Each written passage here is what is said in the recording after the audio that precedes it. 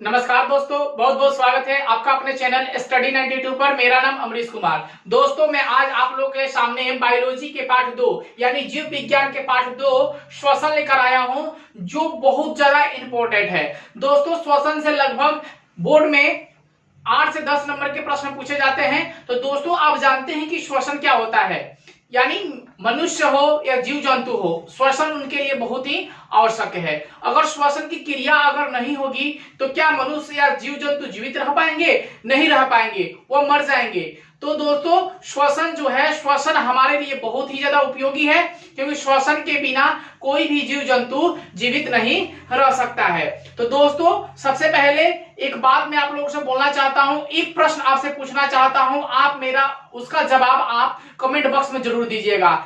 भारत में सबसे पहला परमाणु परीक्षण कब हुआ था? दोस्तों, ये मेरा प्रश्न है कि भारत में पहला परमाणु परीक्षण कब हुआ था? दोस्तों, यह प्रश्न है, इसका जवाब आप हमें कमेंट बॉक्स में जरूर दीजिएगा, ठीक है दोस्तों, क्योंकि यह बहुत ज्यादा इंपॉर्टेंट प्रश्न है। दोस्तों, तो चलिए हम श्वसन की ओर चलते हैं। श्वसन की ओर जाने से पहले एक बात बता दूं दोस्तों, अगर इस चैनल पे आप नए हो या मेरा अभी आप वीडियो देख रहे हो, तो सबसे पहले चैनल को सब्सक्राइब करें, बेल आइकन को प्रेस करें, ताकि मेरी आने वाली पहली नोटिफिकेशन आपके पास पहुंच सके। तो चलिए दोस्तों, मैं वीडियो की ओर चलता हूं। और सबसे पहली बात है कि श्वसन दोस्तों होता क्या है? तो दोस्तों देखिए, यहाँ लिखा हुआ है वायुमंडल में ऑक्सीजन है। दोस्तों, जानते हैं कि वायुमंडल में क्या है? ऑक्सीजन है, जो हमें ऑक्सीजन लेने के बाद उसका ऑक्सीकरण होता है। दोस्तों, जो भी हम क्या करते हैं कि ऑक्सीजन लेते हैं, ऑक्सीजन लेने के बाद क्या होता है?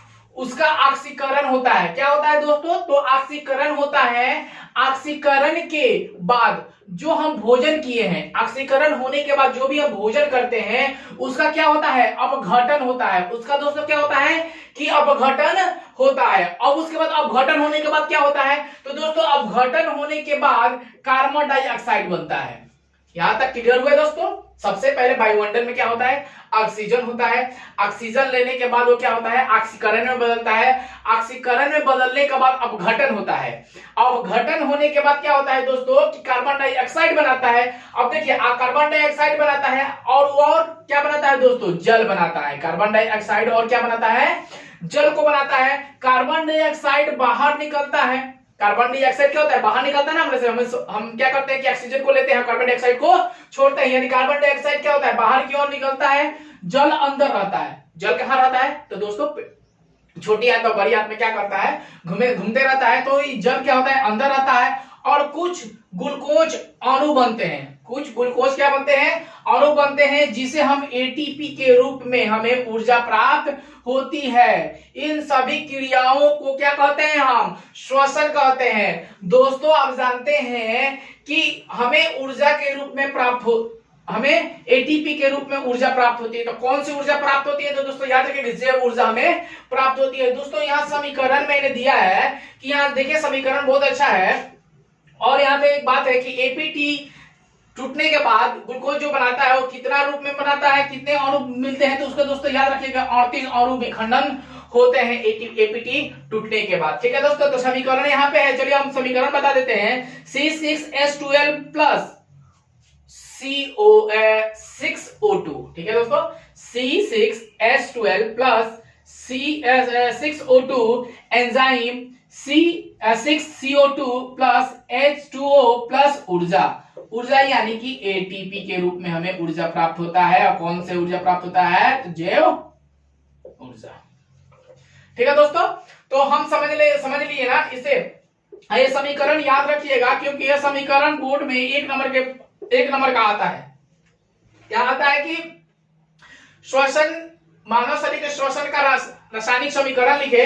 तो दोस्तों इसको लिखिएगा आप, ठीक है। उसके बाद चलिए हम दोस्तों इसी वीडियो में आप लोगों को बताते हैं श्वसन के कितने प्रकार होते हैं, श्वसन कितने भागों में बांटा गया है, ठीक है। तो कुछ छोटे छोटे पॉइंट्स हैं, उसे आप जरूर याद करिएगा, ताकि आप बोर्ड में अच्छा अंक स्कोर कर जाए, ठीक है दोस्तों। चलिए दोस्तों, फिर हम आगे की ओर चलते हैं कि मनुष्य के श्वसन नल के कितने भागों में बांटा गया है। तो दोस्तों, हम जानते हैं कि 4 भागों में बांटा गया है। तो सबसे पहले हम पॉइंट में है कि नासा द्वार एवं नासा गुहा, ठीक है। उसके बाद दोस्तों एक है ग्रासनी। दोस्तों पॉइंट अभी मैंने बताया कि जगह कम है, इस वजह से 2 बनाया। इसके बाद 2 और बताऊंगा। तो सबसे पहले आप क्या करिए, ठीक है, मानव का एक नामांकित चित्र बना लीजिए, ठीक है, सबसे पहले। और हम देखेंगे कि फिर उसके बाद मानव के नामांकित चित्र बनाने के बाद ठीक है दोस्तों, हम आगे की ओर चलेंगे और आगे की ओर जाने से पहले मैं आप लोगों को बता देता हूं कि यहाँ सबसे पहले हम जान लेते हैं कि यहाँ से हम पहले जान लेंगे कि यहाँ क्या क्या पॉइंट हमको लिखना है। ठीक है, तो लिखने से पहले मैं आप लोगों को एक बात बता दूं कि पहले यहाँ से मैं पढ़ के बता देता हूं कि नासा द्वार से वायु शरीर के भीतर प्रवेश करती है। जो नासा द्वार है ना, नाक के अंदर का जो भाग है यहाँ पे, उससे क्या होता है, वायु शरीर के अंदर क्या करता है, प्रवेश करता है। यानी हम वायुमंडल से क्या मिलता है, ऑक्सीजन। ऑक्सीजन को क्या करते हैं, प्रवेश करते हैं। ठीक है, नाक में छोटे छोटे और बारीक बाल होते हैं। नाक में जो छोटे छोटे बाल होते हैं वो वायु को क्या करता है, वायु जो होता है वो क्या करता है कि वायु को वो छानता है। यानी वायु में धूल कंकर मिट्टी जो होता है उसको क्या करता है, वो बाल जो है छानता है, उसकी धूल और स्पर्श कर रुक जाती है। यानी नाकों में जो बाल होता है वह क्या करता है, धूल मिट्टी को नाकों के बाहर ही रोक देता है और स्वच्छ हवा को क्या करता है, अंदर की ओर लेकर चला जाता है। उसको ही हम कहते हैं नासा द्वार। क्लियर हो गया दोस्तों। उसके बाद फिर ग्रासनी के काम क्या होता है, तो ग्रासनी ग्लास्टिक नामक छिद्र से श्वास नाली में खुलती है। जो ग्लास्टिक जो है दोस्तों, ग्लास्टिक नामक जो छिद्र है वो श्वास नाली के अंदर होता है। देखिए यहाँ पे मैं बताऊंगा आप लोगों को अभी यहाँ पे कि यही जो होता है वो ग्लास्टिक होता है। ठीक है, उसके बाद श्वास नाली से खुलती है। जब हम भोजन करते हैं तो ग्लास्टिक त्वचा के एक उपस्थित कपट में एपिलिटिस से ढका रहता है, उसे हम क्या कहते हैं, ग्रासनी कहते हैं। ठीक है दोस्तों, तो उसके बाद कुछ मैंने पॉइंट रखा है कि मनुष्य के टिकिया की लंबाई 11 सेंटीमीटर। ठीक है दोस्तों, कितना सेंटीमीटर होता है, 11 सेंटीमीटर होता है। और व्यास कितना सेंटीमीटर होता है, तो 16 mm होता है। ठीक है दोस्तों, उसके बाद दूसरा पॉइंट है दोस्तों, याद रखिएगा कि मनुष्य के फेफड़े में करीब 7 × 10 के पावर 8 वायु कोष पाए जाते हैं। दोस्तों मनुष्य के फेफड़े में कितने पाए जाते हैं दोस्तों, याद रखिएगा, वायु कोष कितने पाए जाते हैं, तो याद रखिएगा कि वायु कोष 7 × 10 के पावर 8 वायु कोष क्या कहते हैं, पाया जाता है। उसके बाद दोस्तों मनुष्य के नासिक छिद्र ग्रसनाली में खुलता है। ग्रसनाली लेरिक्स ट्रेकिया से जुड़ा रहता है। किससे जुड़ा रहता है दोस्तों, याद रखिएगा, लेरिक्टेक्सिया से क्या ग्रसनाली क्या होता है, जुड़ा रहता है। उसके बाद दोस्तों मनुष्य को फेफड़े वक्ष गुहा में स्थित जो 2 स्पंजी गुलाबी थैलीनुमी रचना है, जो कि इधर उधर प्लोइलर गुहाओं से स्थित रहता है। यह जो है किससे घिरा रहता है दोस्तों, प्लूरल गुहाओं से। किससे घिरा रहता है, प्लूरल गुहाओं से। याद रखिएगा किससे घिरा रहता है, तो प्लूरल गुहाओं से यह क्या रहता है, घिरा रहता है। ठीक है, अब हम आगे की ओर चलते हैं। तो आगे की ओर जाने से पहले मैं बता दूं कि अब मैं आप लोग यहाँ पॉइंट पे आता हूं कि यह जो है मेरा ये क्या है, नाक है। नाक का फिगर बनाया गया है दोस्तों। नाक के फिगर में हम चलते हैं। यहाँ क्या करेंगे, वायुमंडल से हम क्या लेते हैं, वायुमंडल से O2 को ग्रहण करते हैं, यानी कि ऑक्सीजन को क्या करते हैं, ग्रहण करते हैं यहाँ से नासा द्वार से। अब यहाँ धीरे धीरे आने के बाद यहाँ तक आती है, इसकी क्रिया यहाँ शुरू होती है और आने के बाद यहाँ से अब फेफड़े में यह ऑक्सीजन क्या होता है, पहुंच जाता है। ठीक है दोस्तों, अब देखिए फेफड़े में जब हवा प्रवेश करता है तो O2 कोशिकाओं को क्या करता है कि रक्त के रूप में परिवर्तन करता है। इसमें क्या होता है दोस्तों, इसमें क्या रहता है, हृदय में क्या मतलब फेफड़े में क्या रहता है, केशिका। दोस्तों क्या रहता है, इसका नाम क्या है, केशिका। याद रखिएगा इसका नाम केशिका रहता है। जो हवा भर जाता है तो O2 में क्या होता है, परिवर्तित हो जाता है। किसमें, O2 में परिवर्तित होने के बाद कोषांग लेता है। कोषांग लेने के बाद यह किसमें परिवर्तन हो जाता है, रक्त में दोस्तों क्या होता है, परिवर्तित हो जाता है। उसके बाद दोस्तों याद रखिएगा कि 2 इसमें क्या होती है, संकुचित रेखाएं होती है। ठीक है, अब देखिए हम जान ले थोड़ा सा कि यह जो है इसमें 1 2 और 3, यहाँ देखिए 1 और यहाँ पे लिखा है मैंने 2। तो देखिए कि मनुष्य के फेफड़े में दाहिना साइड, दोस्तों दाहिना साइड, ये देखिए यहाँ लिख देते हैं मैं दाहिना साइड में 3 कुपिका होती है। दोस्तों कितने होती है कुपिका इसमें दोस्तों 3 होती है दाहिने साइड में, और बाएं साइड में कुपिका कितनी होती है, 2 कुपिका होती है। इसको याद रखिएगा।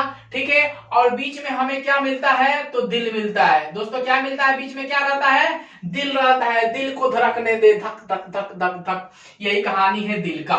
दिल हमेशा क्या होता है, धड़कते रहता है। ठीक है दोस्तों, तो यहाँ हम समझ लीजिए ऑक्सीजन का उपयोग कर भोजन के रूप में हमें क्या पड़ा, विखंडन, अणु में विखंडन होता है। ठीक है दोस्तों, और हम क्या करते हैं, यहाँ से ऑक्सीजन को क्या करते हैं, ग्रहण करते हैं। कहाँ चला जाता है, फेफड़े में चला जाता है। फेफड़े में जाने के बाद कोशिका को किसमें बदलता है, O2 में बदलता है। O2 लेने के बाद हमें किसमें प्राप्त होता है, रक्त में परिवर्तन हो जाता है। और याद रखिएगा फेफड़े के दाहिने साइड 3 कुपिका होता है और बाएं साइड 2 कुपिका पाया जाता है। तो दोस्तों हम यहाँ समझ लीजिए श्वसन की क्रिया को समझ लीजिए, और मुख से भी हम श्वसन ले सकते हैं, ठीक है, मुंह से भी हम सांस को ले सकते हैं। फिर हम आगे की ओर 2 पॉइंट में चलते हैं, ठीक है। तो चलिए दोस्तों फिर हम आगे चलते हैं श्वास नली में। तो देखिए दोस्तों श्वास नली होता है अस्तित्व में बनी हुई श्वास नली गर्दन से नीचे आकर श्वास नली बनाती है। दोस्तों ये जो मेरा गर्दन है ना, उसके नीचे जो आकार होता है वो गर्दन के नीचे आकार श्वास नली बनाती है। यहां से हम श्वास नली का प्रयोग करते हैं, ठीक है। यह वलयों से बनी रहती है जो सुनिश्चित करते हैं कि वायु मार्ग में रुकावट न हो, यानी जब हम ऑक्सीजन लेते हैं तो उसमें क्या हो, रुकावट न हो, यानी कि यह क्या बैलों से बना होता है श्वास नली, ठीक है। उसके बाद दोस्तों है 4 नंबर में है फुसफुस, ठीक है। फुसफुस के बारे में जान लेते हैं। फुसफुस के अंदर मार्ग छोटी नलिकाओं में विभाजित हो जाते हैं। फुसफुस के अंदर मार्ग जाते ही श्वास नली छोटे छोटे नलिकाओं में क्या होते हैं, विभाजित हो जाते हैं, जो गुब्बारे जैसी रचना में बदल जाते हैं। कैसे रचना बदल जाते हैं, गुब्बारे जैसी रचना बदल जाते हैं। इसे कुपिया कहते हैं। कुपिकाओं की भीति में रुधिर वाहिकाएं के विस्तृत जाल होता है, ठीक है दोस्तों। यहाँ मैंने श्वसन का कुछ लेसन को क्लियर किया है, फिर मैं नेक्स्ट वीडियो में आप लोगों को श्वसन से रिलेटेड लेके आऊंगा। उससे पहले एक बात आप लोगों को बता दूं कि मैं प्रीव्यू क्वेश्चन आप लोगों को 5 देता हूं, ठीक है। आप मेरे 5 प्रीव्यू क्वेश्चन का आंसर जरूर दीजिएगा और मैं कमेंट बॉक्स में लिख के भेजिएगा सर इसका आंसर हुआ। फिर नेक्स्ट वीडियो में उसका मैं आंसर आप लोगों को बता दूंगा, पहले आपको कमेंट बॉक्स में जरूर देना होगा। तो चलिए मैं पहला प्रश्न पढ़ के बता देता हूं कि इंसुलिन नामक हार्मोन की कमी से कौन सा रोग उत्पन्न होता है। पहला प्रश्न सुन लीजिए फिर से, इंसुलिन नामक हार्मोन की कमी से कौन सा रोग उत्पन्न होता है। दोस्तों इसका आंसर आप जरूर दीजिएगा। उसके बाद दूसरा प्रश्न आप लोगों को दे दूं मैं कि पित्त रस कहां से स्रावित होता है। दोस्तों पित्त रस कहां से स्रावित होता है, मैं वीडियो में बताया हूं, इसको याद रखिएगा। उसके बाद दोस्तों तीसरा प्रश्न है, निश्वास द्वारा निकली वायु में रहती है। निश्वास द्वारा निकली वायु में रहती है, क्या वायु में रहती है, ये भी मैंने अभी बताया। उसके बाद मनुष्य में सांस लेने और छोड़ने की क्रिया को क्या कहते हैं, अभी भी बाद में चर्चा किया था कि मनुष्य के सांस लेने और छोड़ने की क्रिया को क्या कहते हैं। चौथा प्रश्न हो गया। पांचवा प्रश्न, किसे कोशिका का ऊर्जा मुद्रा के रूप में परिवर्तन होता है। किसे कोशिका का ऊर्जा मुद्रा के रूप में परिवर्तित हो जाता है, तो मैंने अभी बताया था, ठीक है। तो दोस्तों मेरे 5 प्रीव्यू क्वेश्चन है जो बोर्ड में आ चुके हैं। मैंने वो प्रश्नों को बताया, 18 में आया था, 17 में आया था, 16 में आया था, 19 में आया था, तो मैं आप लोगों को बता दिया। तो इसे भली बातें जरूर मेरे कमेंट बॉक्स में दीजिएगा। आज के लिए इतना ही। थैंक यू दोस्त, गुड बाय, थैंक यू।